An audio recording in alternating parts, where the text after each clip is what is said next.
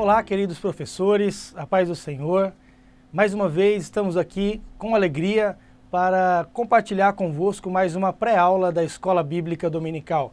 Meu nome é Ícaro Nogueira, eu sou professor da Escola Bíblica Dominical da Assembleia de Deus em Blumenau, a nossa família ADBlu. E hoje estou com vocês para compartilharmos mais uma aula da lição do terceiro trimestre de 2018 da turma dos adultos. Lição que nós estamos estudando de forma sistemática a todos os domingos, que leva por tema adoração, santidade e serviço. Os princípios de Deus para a sua igreja no livro de Levítico. Mais uma vez eu reforço que o livro de Levítico acaba sendo um livro que não estudamos com tanta frequência nos cultos de ensino, nos cultos de domingo, nos cultos semanais, mas que na escola dominical durante esse nosso trimestre ganhou uma grande notoriedade, onde estamos domingo a domingo estudando os temas que Deus traz através desse livro e aplicando na nossa vida os ensinamentos que aqui são apresentados. Tá? Então a minha função nesta aula, nesta oportunidade, é compartilhar com vocês o conteúdo da lição número 13. A lição número 13 que vai levar o tema As Orações dos Santos no Altar de Ouro. Amém? Então, vem comigo para o texto áureo da nossa lição, que está lá no livro de Hebreus, capítulo 4, e o versículo 16, que diz assim: Cheguemos, pois, com confiança ao trono da graça, para que possamos alcançar misericórdia e achar graça, a fim de sermos ajudados em tempo oportuno. Amém? Um texto áureo que vai nos dar base, vai nos dar referência para nós refletirmos na lição de hoje. O texto, ele traz um tema muito interessante. Quando o escritor aos Hebreus escreve, cheguemos, pois, com confiança ao trono da graça, ele está nos ensinando o modo com o qual nós devemos nos achegar a Deus em oração. Quando ele fala de confiança, ele fala de uma certeza.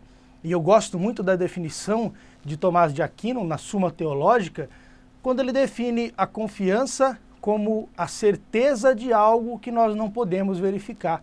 Na prática, na questão física, no tato, nós não podemos sentir Deus. Mas quando nós chegamos na sua presença em oração, nós temos a certeza, a confiança de que Ele está assentado no trono da graça, ouvindo o nosso clamor. E aí ele vai dizer, para que possamos alcançar misericórdia e achar graça. Então este é o grande objetivo de nos achegarmos ao Senhor, buscarmos a misericórdia dEle e a sua graça sobre a nossa vida, a fim de que, com o objetivo de sermos ajudados em tempo oportuno. Verdade é que Deus nos ajuda no tempo correto. O nosso Deus, ele não chega atrasado. O nosso Deus, ele não chega em momentos inoportunos. Mas o nosso Deus chega no momento certo para suprir as nossas necessidades e nos orientar conforme aquilo que nós precisamos seguir. Lâmpada para os nossos pés é a sua palavra e luz para os nossos caminhos. Por isso, nós estamos firmados nele. Um texto maravilhoso que nos referencia para a aula de hoje. E a verdade prática da nossa lição diz assim: a oração, qual incenso precioso, é a maior oferta que podemos apresentar ao Pai Celeste, através do Senhor Jesus, com a ajuda do Espírito Santo. Então nós vamos especificamente na lição de hoje falar da relevância da oração para a vida de um cristão, para quando nós nos apresentemos diante de Deus, diante do nosso Pai Celeste, através de Cristo, por meio de Cristo, pelo intermédio de Cristo e pela ajuda do Espírito Santo, nós possamos ter a certeza que Ele está ouvindo o nosso clamor. Amém? E eu recomendo a ti, para louvar a Deus com os seus alunos no começo da sua aula, o hino 577 da nossa harpa cristã da CPAD, cujo tema é Em Fervente Oração. Um tema que faz todo sentido pensando no tema da nossa aula de hoje. Amém? Vamos lá então para os nossos objetivos específicos da aula. Temos dois objetivos bem específicos para cumprir ao longo desta aula. E o primeiro deles é evidenciar as câmaras do tabernáculo, o altar do incenso e falarmos da cerimônia sacerdotal. O segundo objetivo que nós temos também na aula de hoje é reconhecer que as orações dos santos são como um incenso precioso. Então nós vamos passar por esses dois temas, detalhando cada um deles para que você possa entender o que o comentarista está trazendo como conteúdo para essa lição e para que você possa preparar a sua aula com mais solidez, com mais confiança, tirando as suas dúvidas e que no domingo, quando você for ministrar a sua turma, vocês possam estar seguros de que o conteúdo que aqui você leu foi entendido e que o Espírito Santo lhe dará graça suficiente para que possa transmitir com sabedoria este ensino àqueles que o ouvem. Amém? Então vamos à introdução da nossa lição, que diz assim: nesta pré-aula abordaremos o tema As Orações dos Santos no Altar de Ouro, na qual você, professor, será incentivado a explorar com os seus alunos a relevância da oração através da tipologia bíblica do altar do incenso, mobília presente no tabernáculo. Tomando por base um texto muito inspirador do livro de Hebreus, o qual nós já lemos no nosso texto áureo, iremos argumentar sobre a necessidade de mantermos um relacionamento íntimo e constante com o Senhor, garantindo assim a ajuda dele em tempos oportunos. Então hoje nós vamos usar a figura da peça, da mobília, que é o altar do incenso, presente no lugar santo do tabernáculo, para referenciarmos e fazermos um paralelo com as nossas orações diante de Deus. E aí então aprendemos grandes lições a qual a palavra de Deus tem para nos ensinar durante esta aula. Vamos ao primeiro tópico da nossa lição, que leva o título O Lugar Santíssimo. E aí eu recomendo você, professor, que comece a sua aula, o seu tópico número 1, com esta pergunta: para que o sumo sacerdote pudesse oferecer incenso ao Senhor, o que era-lhe necessário? Qual eram as condições, as necessidades que o sumo sacerdote tinha para que ele pudesse ofertar, para que ele pudesse oferecer o incenso ao Senhor? E aí você ouve os seus alunos, ouve as respostas com atenção e aí você responde para eles de modo a direcionar-lhes na certeza da sua resposta, de que eram-lhe necessários 3 coisas. Primeiro, o lugar, depois o altar e depois a cerimônia. Então eram necessários 3 coisas para que o sumo sacerdote pudesse oferecer o seu incenso, a sua adoração ao Senhor. Primeiro, o lugar santo, a primeira câmara do tabernáculo. Segundo, o altar do incenso, a peça que nós iremos usar como referência para a nossa aula hoje. E por último, a cerimônia, que era o dia da expiação, o dia em que o sumo sacerdote entrava para o sacrifício, para perdoar, para buscar o perdão de Deus em favor do povo. Amém? Então essas 3 coisas eram-lhe necessárias para que ele pudesse então oferecer ao Senhor o seu incenso. O tópico 1 e subitem 1, que leva o título O Lugar Santo, faz a referência às câmaras internas do tabernáculo. O tabernáculo possuía 2 câmaras internas. A primeira era chamada de Lugar Santo, onde ficavam as mobílias sagradas, e os sacerdotes tinham acesso a esse local.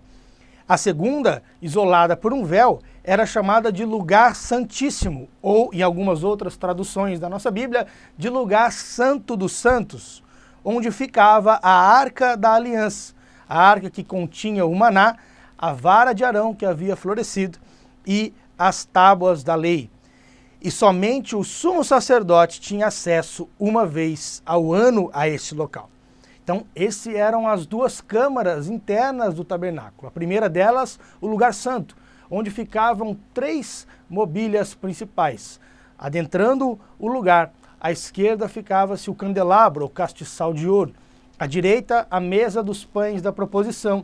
E logo à frente, perto da divisa com o véu, a divisa com o lugar santíssimo, ficava então o altar do incenso. E lá dentro, atravessando o véu, passando para o lugar santíssimo, ou lugar santo dos santos, ficava a Arca da Aliança, ou a Arca do Concerto, que era o símbolo da presença do Senhor. E ali dentro, o maná, que havia caído do céu no deserto para alimentar o povo, a vara de Arão que havia florescido e as tábuas da lei, né, da lei de Deus trazida a Moisés. Tá? Então era o símbolo da presença de Deus e somente o sumo sacerdote tinha acesso a esse lugar santíssimo, enquanto ao lugar santo, os sacerdotes conseguiam acessar diariamente para ali ministrar diante daquele lugar. Na parte externa do tabernáculo ficavam o lavatório e o altar do holocausto. Também dois lugares importantes que nós vamos citar mediante ao longo da nossa aula, onde o sumo sacerdote passava antes de entrar nas câmaras internas do tabernáculo e fazer o sacrifício pela expiação do pecado do povo. Amém? E a minha dica para o primeiro subitem, eu recomendo que você reproduza para os seus alunos a figura do tabernáculo, para que eles conheçam a estrutura e todo o mobiliário ali presente. Após, faça à turma a seguinte pergunta: quantas e quais eram? E o que significavam as mobílias que haviam no lugar santo do tabernáculo? E aí você pode recomendar, você pode ilustrar aqui na página, na segunda página da nossa lição, onde trata o final do item 1, na revista dos professores, tem a foto do tabernáculo. Você pode buscar esta foto, pode ser na internet ou em alguma outra referência bíblica que você consiga encontrar. Geralmente as bíblias de estudo têm essas referências sobre a distribuição física do tabernáculo, e aí você pode então explicar com mais detalhes, de forma visual para os seus alunos, a distribuição então das partes internas, externas e da mobília. E aí, fazendo essa pergunta a eles, ouça as respostas e então responda dizendo que existiam 3 mobílias de destaque no lugar santo. A primeira delas era o candelabro, ou o castiçal de ouro. Esse era uma peça de muito valor, uma peça confeccionada de ouro puro, ouro batido, ou seja, ouro forjado, que apontava para a pureza e para o sofrimento de Cristo, e o azeite que ali alimentava como combustível da chama do candelabro, um azeite também puro, de primeira qualidade, também batido, que produzia a luz daquele lugar. Então, quando falamos de candelabro, estamos falando de luz, estamos fazendo referência, apontando para a luz, que é Cristo. A segunda mobília é a mesa dos pães da proposição, uma mesa feita com madeira de acácia, uma madeira muito especial, com propriedades medicinais, onde a sua resina produzia uma condição onde fungos e bactérias não conseguiam se proliferar, evitando assim a contaminação dos pães, e uma mesa também, a madeira era folhada, era banhada a ouro para que ganhasse então uma proteção. E aí de novo o ouro aparecendo como símbolo de incorruptibilidade, como símbolo de conservação. E aí a mesa dos pães significando, apontando para Cristo como o pão da vida.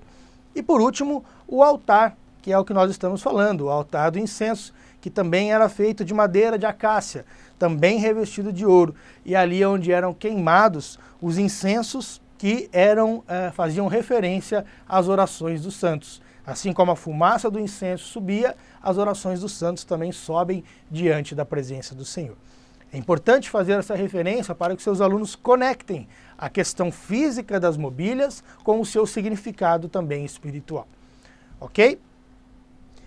O subitem 2, ainda do item 1, fala sobre o altar do incenso, que é a nossa mobília de destaque nessa aula, que era feita de madeira de acácia, como nós falamos, e revestida de ouro.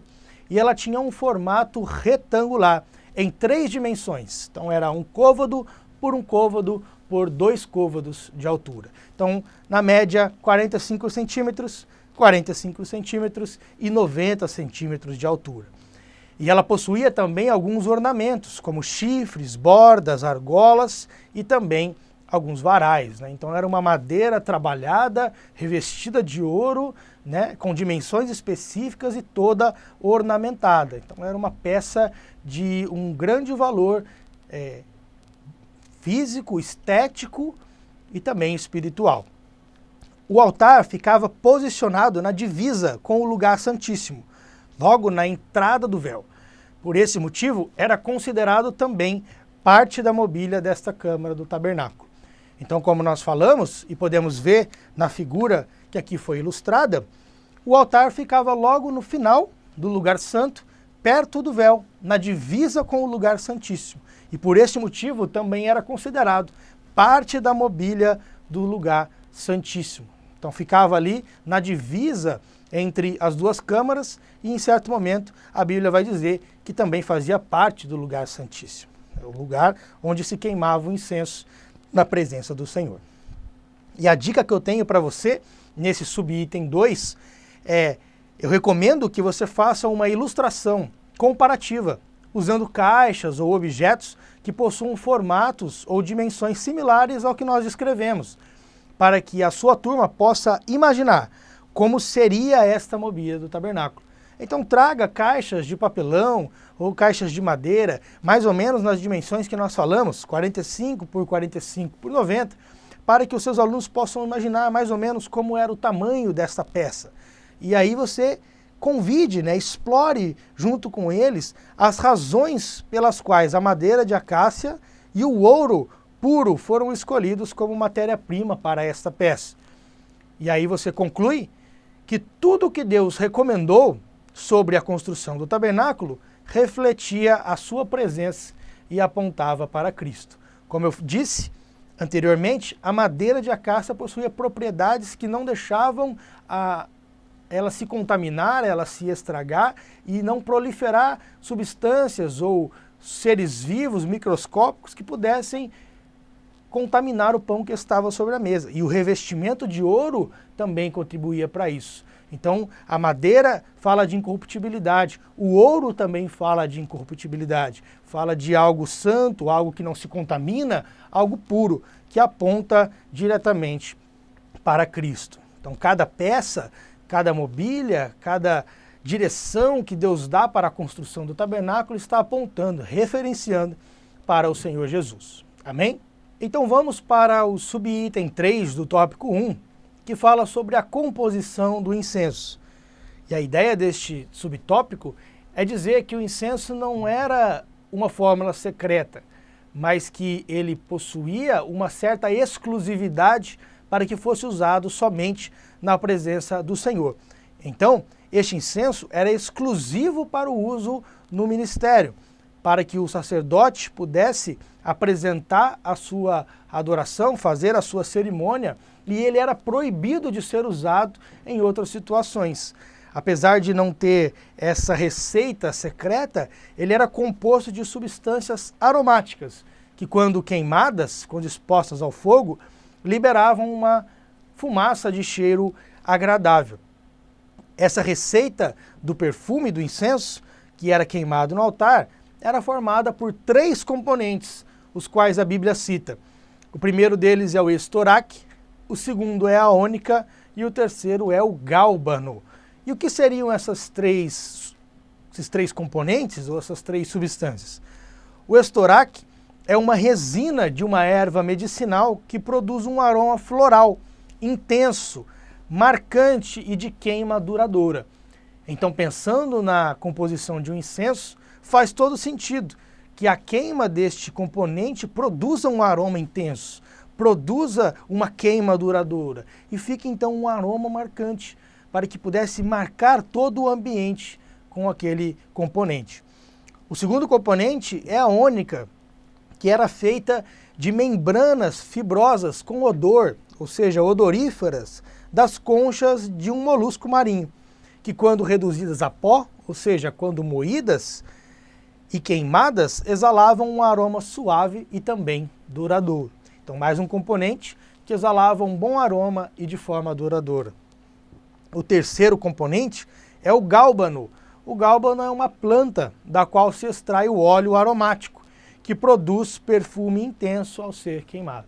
Então também um óleo essencial extraído de um vegetal que quando queimado produz também um aroma muito agradável e também intenso. Então essas 3 substâncias, apesar de não serem de grande valor ou de grande raridade, eram substâncias que, colocadas em conjunto, formavam um incenso de uso exclusivo para o Senhor. E era este incenso com um aroma duradouro, com um aroma intenso, com um aroma agradável, que era queimado no altar diante da presença do Senhor pelo sumo sacerdote, uma vez ao ano, quando ele expiava os pecados do povo pelo sacrifício que ele fazia pelo seu ritual. Ok? E a dica que fica para você, eu sugiro que você reitere com os seus alunos que, apesar da receita do incenso não ser secreta, como nós dissemos, a exclusividade para o uso no serviço de adoração deveria ser respeitada. E a referência é que, da mesma forma, a adoração do cristão deve ser voltada exclusivamente a Deus, na pessoa de Cristo e sob o poder do Espírito Santo. Além disso, vale ressaltar para você, professor, que Deus estabeleceu um padrão excelente para o incenso, que seria queimado no seu altar.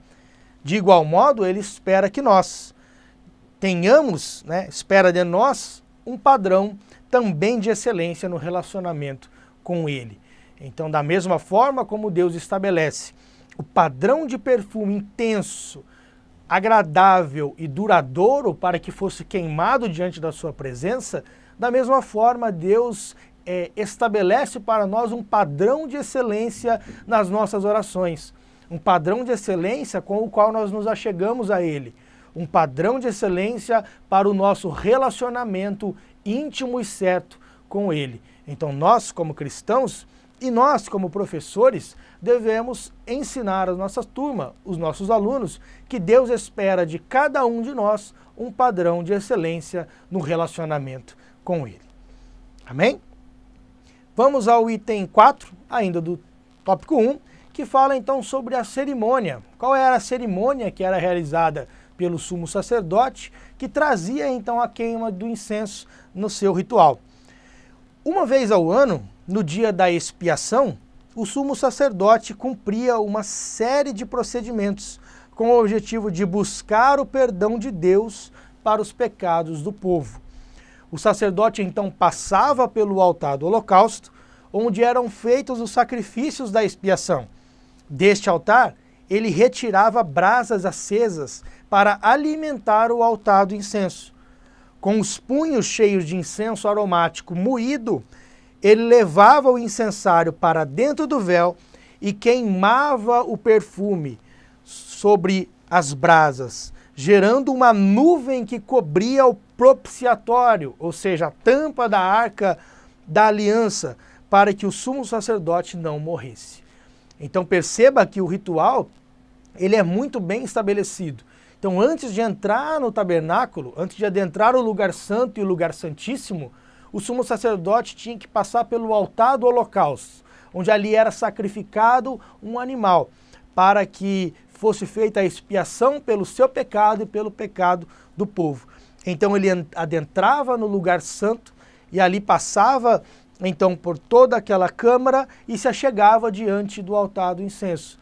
E com as brasas que ele havia retirado do altar de bronze, o altar do holocausto, ele vai colocar sobre o altar de ouro, o altar do incenso. E é ali, sobre aquele altar, já no lugar santíssimo, com acesso ao lugar santíssimo, que ele joga então o incenso moído, o incenso em pó sobre aquela brasa, para que a fumaça subisse e então cobrisse todo o lugar santíssimo, o lugar onde a arca estava, o propiciatório, para que ele não morresse, para que ele não ficasse face a face com a glória de Deus e não pudesse resistir. Então essa era a cerimônia feita uma vez por ano pelo sumo sacerdote no dia da expiação, para que Deus pudesse então perdoar os pecados do povo. E a dica que eu deixo para você, professor, neste item, faça uma reflexão com os seus alunos sobre um ponto importantíssimo que nós citamos aqui. O incenso só poderia ser queimado no altar de ouro utilizando-se as brasas acesas do altar de bronze. Olha que interessante. Eu deveria tirar as brasas do altar de bronze, o altar do holocausto, para colocá-las no altar de ouro, no altar onde seria queimado o incenso. E o porquê isso? O porquê isso acontece? Para que, quando o sumo sacerdote fosse se achegar à presença do Senhor no lugar santíssimo, ele deveria passar antes pelo lugar do sacrifício. Então ele não conseguia chegar ao altar do incenso, o altar de ouro, sem antes ter pego as brasas do altar do holocausto. O altar precisava estar aceso com as suas brasas e ali antes oferecido o sacrifício, para que ele pudesse chegar diante do altar de ouro e ali queimar o seu incenso. Tá? Mas o que esse fato significa?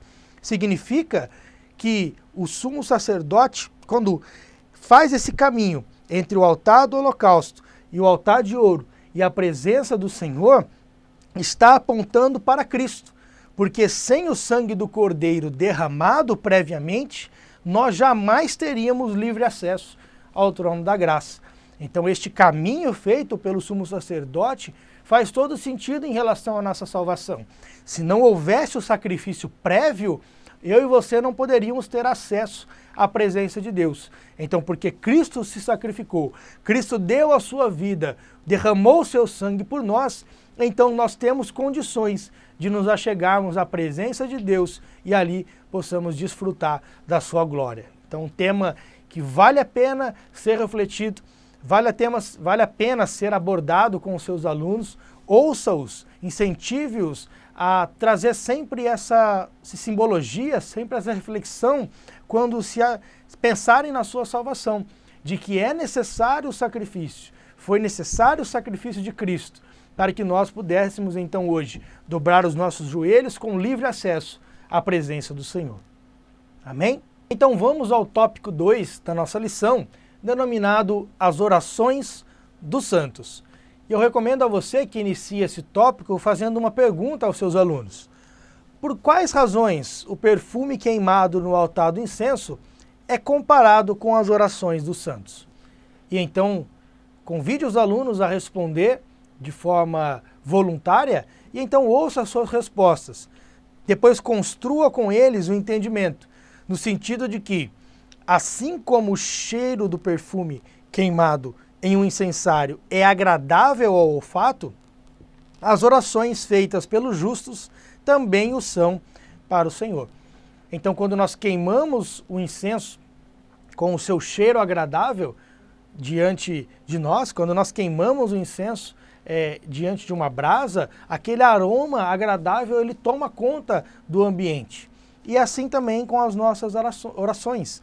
Quando nós fazemos as nossas orações, os justos clamam ao Senhor nas suas orações, é como se fosse um cheiro agradável diante da presença do Senhor. O Senhor se agrada quando um justo se coloca a orar. O Senhor se agrada quando um justo coloca-se em uma posição onde a dependência do Senhor é completa. E aí ele adora, e ali ele busca, e aí ele se derrama na sua presença. Isso é agradável ao Senhor como cheiro suave. Um tema bem interessante para nós refletirmos com a nossa turma. E o item 2.1 da nossa lição vai falar sobre a receita de uma oração perfeita. Na ocasião em que Jesus ministrava lá no Sermão do Monte, no Sermão da Montanha, lá em Mateus capítulo 5, 6 e 7, aos seus discípulos, o mestre recomenda um modelo de oração, uma oração perfeita, um modelo completo a ser aplicada, que é a oração do Pai Nosso. Neste modelo, Jesus recomenda aos seus discípulos que se utilizem dos princípios gerais presentes naquela oração, para dirigirem-se a Deus de modo agradável a Ele. Porém, os discípulos não deveriam fazer como fazem os gentios e hipócritas, que imaginam ser ouvidos pelo Senhor, devido às muitas meras e vãs repetições. Então, quando Jesus recomenda aos seus discípulos, ele diz, olha, vocês orarão assim? Jesus está dizendo, olha, esta é um modelo de oração. Esta é uma oração que traz integralmente o modo como vocês devem se dirigir a Deus. Ela traz uma referência a ser aplicada quando vocês se colocam para orar. E não somente uma vã repetição. Não somente repetições sem prestar atenção na letra ou sem prestar atenção no que se está dizendo, simplesmente uma repetição vazia e vã pela quantidade, não pela qualidade.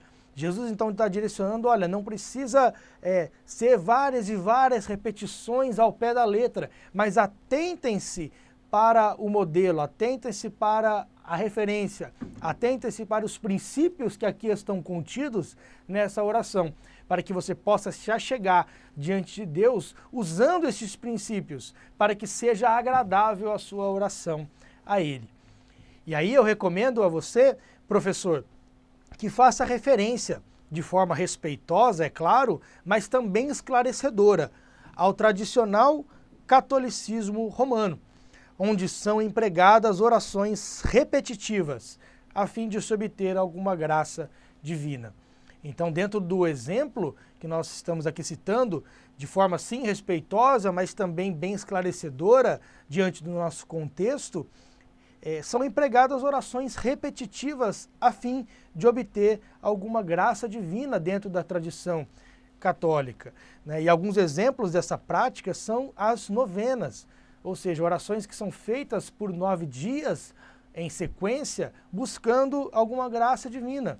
Ou mais conhecido, de forma mais simples, os rosários, que são basicamente 3/3 ou 3 partes de 50 rezas, né, ou Ave Marias, para que a pessoa faça essas orações de forma repetitiva, até usando então de uma corrente, de um cordão, onde se facilita a contagem dessas orações. Então, indo mais pela quantidade do que pela qualidade, indo mais na literalidade do que nos princípios, que na oração que Jesus nos deixa estão ali intrínsecos e refletidos. Depois de fazer essa citação, essa referência, conclua o seu raciocínio, enfatizando que as orações devem ser direcionadas ao Pai, em nome do Filho e sob o poder do Espírito Santo. Deve ser um derramar da alma perante o Senhor, com ousadia e com confiança. O valor da nossa oração está na qualidade e não na quantidade. Ok? Então a nossa oração, ela tem que ser uma oração de alma completa, de alma derramada na presença do Senhor. Assim como fez Ana, quando nós temos a referência no livro de Samuel, nós vamos ver ela se derramando na presença do Senhor. Então a oração está muito mais ligada à qualidade, aos princípios, ao modelo que se deve usar, do que a forma, do que a literalidade. Nós, muitas vezes, nos deparamos no dia a dia, como professores, como obreiros, na casa do Senhor, com pessoas que às vezes não sabem nem ler, que às vezes não têm como decorar uma oração escrita, mas que na simplicidade da sua oração, pelo poder do Espírito Santo, fazem orações lindas de se admirar, de encher os olhos, mesmo sem seguir uma escrita determinada, mas que com o coração, com a alma, conseguem tocar, conseguem chegar-se à presença de Deus de uma forma bem direta, né? Então o foco com seus alunos deve ser esse, que o foco da oração está na qualidade e não na quantidade. E que o modelo que Jesus nos deixa como referência deve ser um modelo a ser desenvolvido, a ser aplicado conforme a sinceridade do nosso coração, onde nós possamos nos achegar na presença dele com a maior intimidade possível. Ok? E o item 2.2 da nossa revista, da nossa aula, vai falar sobre a oração como um sacrifício ao Senhor. O salmista, conhecendo perfeitamente a simbologia do incenso sagrado, orou pedindo que a sua oração subisse perante o Senhor como incenso. E ainda pediu mais, que o levantar de suas mãos fosse como sacrifício à tarde. O que isso quer dizer? O salmista, cheio de fé e ousadia, sabia que Deus receberia a sua oração, feita com fé e com sinceridade diante do Senhor. E é isso que nós temos que reforçar com os nossos alunos. Esse é um ponto que vale a pena nos demorarmos aqui. Quando o salmista diz que ele crê, ele espera, ele acredita que a sua oração estava subindo como fumaça, como incenso diante do Senhor, e ainda que as suas mãos levantadas fossem como sacrifício, ele está se entregando, está de forma completa, rendido à presença de Deus num momento de adoração íntima e profunda. Então, as nossas orações diante de Deus devem ser da mesma maneira. não devem ser vãs repetições, vazias, apesar de conteúdos bonitos, apesar de boas palavras muitas vezes, apesar de um português muito refinado, às vezes lhe falta a essência. E para Deus é mais importante a essência do que a forma. O conteúdo é mais importante do que o exterior. Deus prefere o coração. Deus prefere enxergar a sinceridade que o homem se achega diante da sua presença. E a dica que eu deixo para você é fazer com seus alunos uma reflexão sobre a importância de nós crermos, de nós acreditarmos que o Senhor está recebendo as nossas orações, está contemplando todas as nossas súplicas e cuidando de todos os detalhes das nossas vidas. Reforce também que, para nós, basta crer e esperar. Exatamente por esse motivo que o profeta Isaías registrou lá no seu capítulo 64, verso 4, dizendo assim, que não há outro Deus, além do nosso, que trabalha em favor daqueles que nele esperam. Então a minha dica é você reforçar com os seus alunos a importância de crer que Deus sabe das nossas necessidades. Deus conhece aquilo que nós precisamos. Antes mesmo de proferirmos uma palavra na nossa boca, antes mesmo de dirigirmos a palavra a Ele, Ele sabe exatamente o que nós vamos dizer. Ele sabe exatamente o que está no íntimo do nosso coração. Às vezes as pessoas que estão ao nosso redor não conseguem compreender, não conseguem entender, ou nem muitas vezes saber aquilo que nós estamos passando.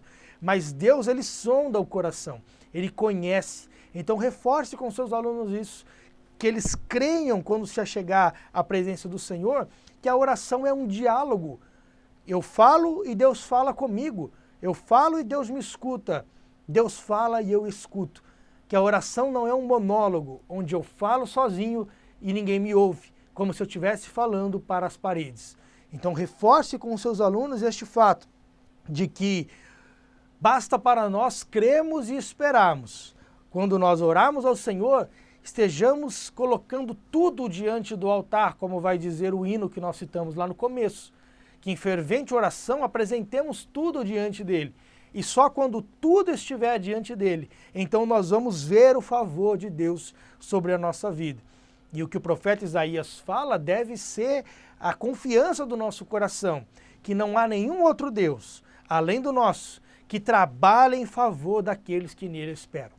Então, se você está esperando em Deus, professor, esforce os seus alunos também, instigue eles a também esperar em Deus, sabendo que Deus está cuidando daqueles que esperam nele e, principalmente, está trabalhando em seu favor, removendo os impedimentos e construindo uma vida de vitória para você e a sua família. Creia nisso e Deus certamente te recompensará. E o item 2.3 da nossa lição vai falar sobre as orações dos santos lá na grande tribulação. Então, conforme está registrado no livro da Revelação, no livro do Apocalipse, a igreja do Senhor será arrebatada com ele nos ares. E logo após o arrebatamento da igreja, haverá o período da grande tribulação. Durante esse período tenebroso, haverá um grande número de mártires que, apesar da perseguição do anticristo, manterão a sua fidelidade e serão testemunhas de Jesus Cristo. As orações desses santos, em meio à tribulação, em meio à perseguição do anticristo, serão recebidas nos céus como incenso de grande valor. Interessante nós fazermos essa reflexão, essa referência ao texto de Apocalipse, dizendo que mesmo em meio a essa situação, onde a perseguição será muito grande, onde nunca foi visto um sofrimento tão grande sobre a terra, um período ali de grande perseguição e de grandes lutas, de grandes sofrimentos. Mesmo em meio àquele período haverão mártires, haverão pessoas que sofrerão por Cristo, pelo Evangelho, e ali então farão orações a Deus. E estas orações serão recebidas nos céus como incenso de grande valor. Então voltamos até a referência do incenso. Então, assim como o incenso queima e sobe como cheiro suave, as orações desses santos também terão grande valor na presença de Deus. E a minha dica para você, neste tópico, eu recomendo que você faça menção a uma frase muito célebre da Vossa Majestade, a Rainha Elizabeth da Inglaterra, que diz assim: eu tenho mais medo de um cristão de joelhos do que de todo o exército britânico reunido. Então, uma frase bem interessante em que a rainha, né, em todo o seu poder, em toda a sua majestade, vai dizer: olha, eu tenho medo, mais medo de um cristão de joelhos, ou seja, de um cristão que ora com intensidade, com frequência, do que de todo o exército britânico, o exército da Inglaterra reunido. Então, uma expressão que vale a pena ser explorada, vale a pena ser repetida e estressada nesse raciocínio, dizendo que um exército todo reunido ainda causa menos pavor a uma rainha do que um cristão de joelhos fazendo a sua oração intensa e frequente na presença de Deus, porque ela sabe que Deus está ouvindo e ele age em favor do seu santo, do seu justo. E até mesmo em momentos de grande dificuldade, a melhor solução é dobrar os joelhos e clamar ao Deus Todo-Poderoso. Ele sabe como resolver os nossos problemas. Então, recomende aos seus alunos que, por mais difíceis que sejam as situações que eles possam estar vivendo, ou que eles possam estar passando na sua vida pessoal, profissional, ministerial, conjugal, ou seja, qualquer área da sua vida, ainda vale a pena, ainda é a melhor solução dobrar os seus joelhos, fechar a porta do seu quarto sobre si, como Jesus nos recomenda, e ali clamar ao seu Deus em secreto, aquele Deus que te ouve em secreto. Não precisa sair contando as suas necessidades para todos, porque nem todos têm a capacidade ou até mesmo o interesse ou a vontade de te ajudar. Então não saia por aí contando os seus problemas, mas recomende aos seus alunos que contem os seus problemas a Deus, em oração no lugar secreto, porque certamente, como o próprio Cristo nos disse, Deus ouvirá a nossa voz, ouvirá o nosso clamor e haverá a resposta, haverá o retorno do clamor que nós fazemos a Ele, de modo que no tempo oportuno Ele nos abençoará. Então incentive os seus alunos a manter uma vida de oração frequente e intensa na presença do Senhor. Amém? Então, para concluir a nossa lição, caminhando já para o nosso encerramento, eu recomendo a você, querido professor, que faça um fechamento com os seus alunos, conclua com eles, no sentido de que as orações dos santos, feitas com ousadia e confiança, têm um valor inestimável perante o Senhor. Então, cada oração que é feita de forma ousada, de forma confiante, de forma intensa, de forma frequente na presença de Deus, tem um valor inestimável. Oriente os seus alunos para que busquem o padrão de excelência estabelecido por Deus, aprimorando o seu relacionamento com o Deus Todo-Poderoso. Se assim o fizermos, estaremos certos de que seremos ajudados por Ele em tempo oportuno. Então, o padrão de excelência está estabelecido por Deus em todas as mobílias do tabernáculo, e mais especificamente na qual nós falamos hoje, que é o altar do incenso, de madeira escolhida, revestida de ouro, e o incenso ali queimado com um padrão exclusivo de excelência. E nós temos que transportar, temos que aplicar este modelo de referência, este modelo de excelência para a nossa vida, para aprimorar o relacionamento que nós temos com o Senhor, para que estejamos certos de que quando precisarmos, no momento oportuno, na hora certa, seremos ajudados por Ele. Incentive, professor, os seus alunos a seguirem em frente, mirando o alvo que é Cristo. Isso está lá em Hebreus 12:2. Crescendo a cada dia em graça e em conhecimento do nosso Senhor. Então incentive os seus alunos a continuarem a caminhada cristã, firmados na palavra do Senhor, mirando sempre o alvo que é Cristo. Por mais outros alvos que apareçam ao longo da nossa vida, todos eles querem nos desviar da caminhada. mas que mantenham o alvo, o foco em Cristo e que a cada dia possam não estar estagnados, não estar acomodados, não estar parados na vida espiritual, mas que possam crescer a cada dia em graça e em conhecimento do nosso Senhor Jesus Cristo. Amém? Eu recomendo a você que se esforce, eu recomendo a você que mantenha-se ativo como professor da turma dos adultos e que a cada domingo, a cada dia em que você tiver a oportunidade de ministrar uma aula à sua turma, que o faça sempre com excelência, que o faça sempre de coração, que o faça sempre da melhor forma possível, para que os seus alunos possam sair da sua aula com o coração cheio da palavra do Senhor, que possam sair edificados pelo ensinamento que você irá ministrar e que o poder do Espírito Santo possa ser ativo na vida deles, para que eles possam entender a mensagem, guardar no seu coração como semente boa em terra fértil e que possa frutificar, gerando bênçãos para a vida dos seus alunos. Amém?